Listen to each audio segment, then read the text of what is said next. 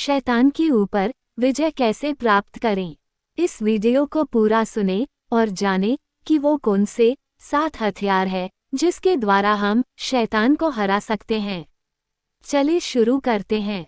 यीशु ने कहा, देखो, तुम्हें इस संसार में कष्ट है, लेकिन मैंने संसार के ऊपर विजय पाई है। जब प्रभु यीशु का विरोध हुआ, निंदा की गई, अपमान, कष्ट और मृत्यु, यह सब प्रभु के ऊपर डाल दिया गया, लेकिन यीशु ने मृत्यु के ऊपर जय पाई। यीशु आज भी हमारे लिए जीवित है। वही प्रभु हमें बताते हैं, मैंने संसार को जीत लिया। प्रभु हमें उम्मीद और आशा भी देता है, और जो पूरी तरह से विश्वास करते हैं उनको शैतान के ऊपर प्रभु विजय दिलाता है। शैतान का सामना करो, भागेगा। यीशु के नाम से बोलो, भागेगा। यीशु की स्तुति करो, भागेगा। वचन को थामे रहो, भागेगा। प्रार्थना में लगे रहो, भागेगा। क्योंकि वो तो पहले से हारा हुआ है। शैतान और उसकी शक्ति से लड़ने के लिए प्रभु ने हमें कुछ हथियार दिए हैं। निदान प्रभु में और उसकी शक्ति के प्रभाव में बलवंत बनो।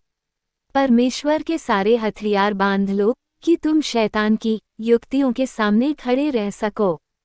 परमेश्वर के दिए हुए हथियार कौन कौन से हैं, इनके बारे में मनन करेंगे। शैतान से लड़ने के लिए पहला हथियार है सच्चाई। हमारे जीवन में हर बात में सत्य होना बहुत जरूरी है। झूठ बोलने की आदत, झूठा स्वभाव, झूठा काम, ये सब हमको छोड़ना है और सत्य से अपनी कमर को कसना है। दूसरा, धार्मिकता। हमारे लेन देन में कोई कमी नहीं होनी चाहिए। किसी प्रकार की वस्तु, पैसा, 2 नंबर का पैसा, हेरा फेरी, किसी दूसरे की वस्तु पर कब्जा करना, धोखाधड़ी, झूठे साक्षी, ये बातें हमारे जीवन में नहीं होनी चाहिए। तीसरा, सुसमाचार की खुशखबरी देना, प्रभु यीशु मसीह के बारे में और प्रभु द्वारा की गई अद्भुत बातों के बारे में और अपने जीवन में मिले हुए छुटकारे और चंगाई के बारे में दूसरों को बताना है। दीन दुखी लोगों के बीच में यीशु मसीह के प्रेम और चंगाई के बारे में बताना। चौथा, विश्वास। विश्वास बिना प्रभु को प्रसन्न करना अनहोना है, क्योंकि परमेश्वर के पास आने वाले को विश्वास करना चाहिए कि वह है और वो अपने खोजने वालों को प्रतिफल देता है। मेरा प्रभु मेरे साथ है, मुझे कोई हानि न होगी। इस बात पर पूरे हृदय से विश्वास करना है। विश्वास का मतलब है कि अब विश्वास आशा की हुई वस्तुओं का निश्चय और अनदेखी वस्तुओं का प्रमाण है। पांचवां, उद्धार का टोप। हम हेलमेट किस लिए पहनते हैं? खुद के बचाव के लिए। हमें अपने आत्मिक जीवन और अपने आप को बचाना जरूरी है। आँख, जीभ, कान और शरीर के हर एक अंग को पाप से बचा कर रखना है। दुष्टों की युक्ति पर नहीं चलना और न पापियों के मार्ग में खड़ा होना और न उठा करने वालों की मंडली में बैठना।